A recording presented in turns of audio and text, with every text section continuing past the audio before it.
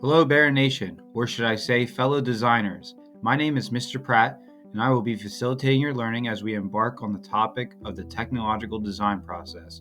In today's lesson, you are going to learn about the steps of the design process, why it's used, and create a solution following the steps outlined in today's lesson. I'm sure you are eager to begin, so let's get started.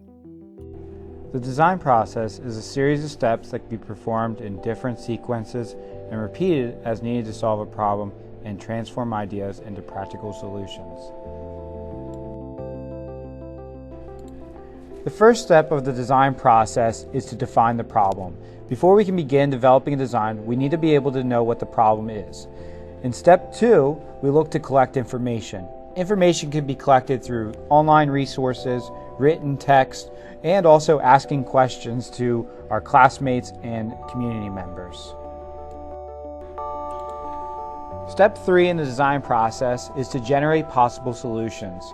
It's important that when we generate possible solutions that we come up with a minimum of 3 designs. In most cases, your first design is not always the best. From those designs then, we look to select a solution in step 4.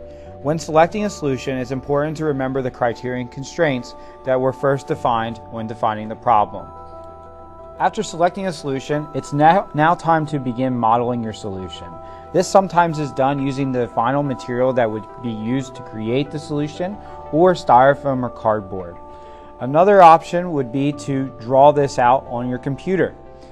Step 6 then would require us to evaluate or test the solution that we are designing.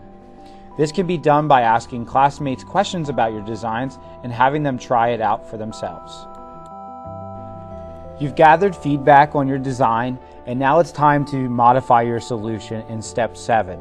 This might require you to go back to the drawing board or make minor tweaks or changes as you design your solution. Step 8 is after we have modified our solution and gathered feedback, we're now going to implement our final solution. This might mean that we're mass producing the product and selling it in stores, or it might be that we're displaying this for other investors. When you think of the word design, what comes to mind? Some of you might say innovate, create, or develop. When I hear the word design, I think of failures. Steve Jobs once said, "Sometimes when you innovate, you make mistakes. It is best to admit them quickly and get on with improving your other innovations." Steve Jobs had great success in his life as co-founder of Apple. However, he did face failures as well. The Apple III computer was one of the biggest. Steve Jobs decided to get rid of the fan that cooled the system because it was too noisy. Because of this oversight, Apple had to recall all of their existing machines. Just like some of you, Steve Jobs made mistakes and realized he's not perfect. So how can you make a design perfect? Simple answer, you can't. What you can do is continue to improve, which is exactly what I'd like you to do as you continue through your design problem. How will you make your design better? Meet Pat. He's a product designer. When you have a problem, the best thing to do is use the design process. Pat uses this process for 4 reasons. The design process saves time and money. It also delivers the best results. Can you guess the 4th reason? That's right. There's clear communication between designers. So the next time you have a problem, think, what would Pat do?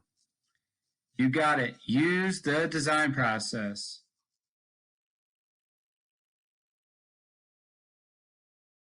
Hello Mannheim crew. In this video I want to share with you a little bit about how to get started with your phone holder projects for our design challenge. At this point in the project we've talked a lot about the design process and how to utilize those steps to create a final product. For our modeling, will actually do a 3D model before we create the final product. To get started with Onshape, you first want to hide the front and the right planes so they are not visible on your screen. In order to do that, use the eyeball or click the eyeball to hide those. You can then begin your sketch. In order to begin a sketch, click on the sketch icon and select the plane that you want to draw in. At that point, you could begin your design for your phone holder project. Please use the other videos that are provided on Schoology in order to understand how to use some of the tools to draw out your design. I hope this helps you as you continue your process in designing. In today's lesson, you've had the opportunity to dive into the technological design process. Many of you might be thinking, this seems like a lot of work and for what? This experience will help you with solving problems both in and out of school. Sometimes the easiest problems have the hardest answers. As you continue through the course, don't forget these valuable steps, as they will provide you with lots of success.